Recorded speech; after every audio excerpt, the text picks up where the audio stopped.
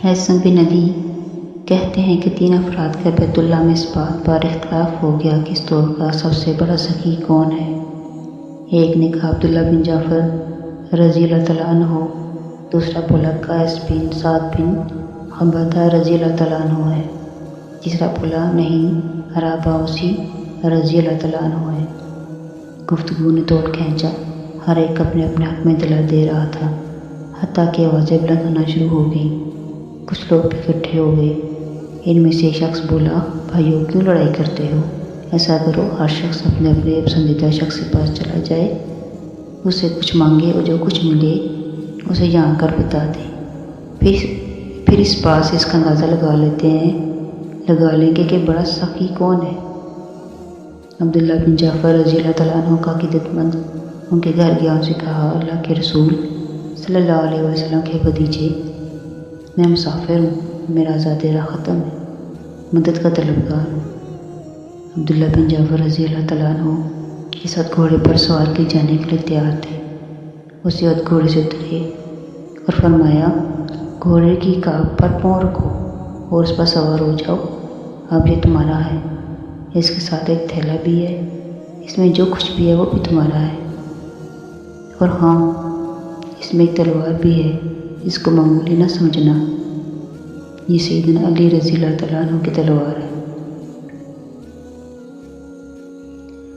جب وہ خوبصورت سا گھوڑا لے کر اپنے دوستوں کے پاس آیا اور تھیلا کھولا تو اس میں 4000 دینار اور ریشمی چادریں تھیں، اور ان سب پر مستضاد حضرت علی رضی اللہ تعالیٰ عنہ کی تلوار تھی۔ قیس بن سعد رضی اللہ تعالیٰ عنہ کا عقیدت مند جب ان کے گھر گیا تو وہ سوئے ہوئے تھے۔ لونڈی نے پوچھا، تمہاری کیا ضرورت ہے؟ اس نے کہا، مسافر ہوں، آزاد راہ ختم ہو گیا ہے۔ لونڈی نے کہا، تمہاری اس معمولی حاجت کے لیے آقا کو اٹھانا اچھی بات نہیں، یہ تھیلی پکڑو، اس میں 700 دینار ہیں۔ اس وقت قیس کے گھر میں یہی کچھ موجود ہے۔ گھر کے ساتھ ہی حویلی میں اونٹ بندھے ہوئے ہیں، اپنی مرضی کا اونٹ پسند کر لو اور ایک غلام کو اپنی خدمت کے لیے لے کر سفر پر روانہ ہو جاؤ۔ تھوڑی دیر کے بعد قیس رضی اللہ تعالیٰ عنہ بھی اٹھ بیٹھے۔ لونڈی نے ان سے قصہ بیان کیا، کہنے لگے، بہتر تھا مجھے اٹھا لیتی اور میں خود اس کی ضرورت پوری کرتا۔ نہ معلوم جو کچھ تم نے اسے دیا ہے اس کی ضرورت کے مطابق ہے بھی کہ نہیں، تاہم تم نے جو اچھا کام کیا ہے اس کے بدلے میں تم کو آزاد کرتا ہوں۔ ادھر عراباؤسی رضی اللہ تعالیٰ عنہ کا عقیدت مند بھی ان کے گھر جا پہنچا۔ اس وقت نماز کا وقت ہو چکا تھا۔ عراباؤسی رضی اللہ تعالیٰ عنہ ایک بوڑھے تھے اور نابینا ہو چکے تھے۔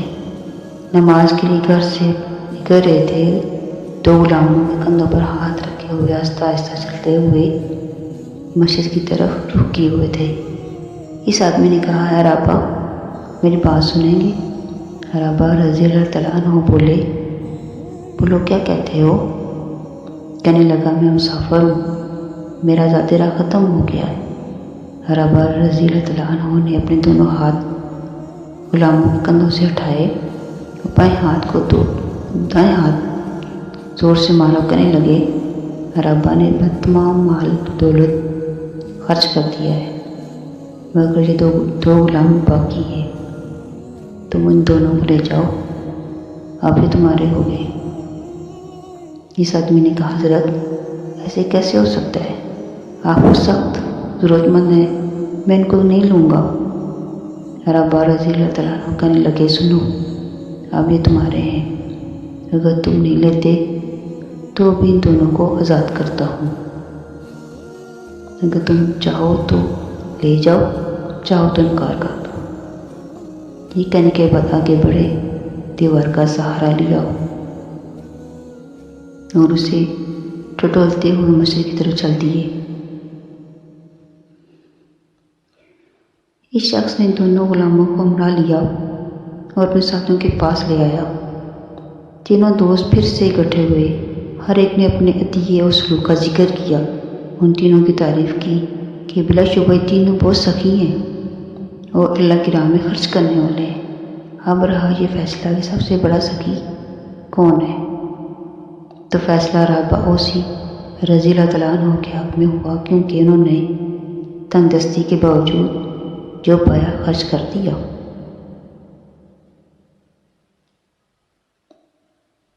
السلام۔ ویڈیو پسند آئے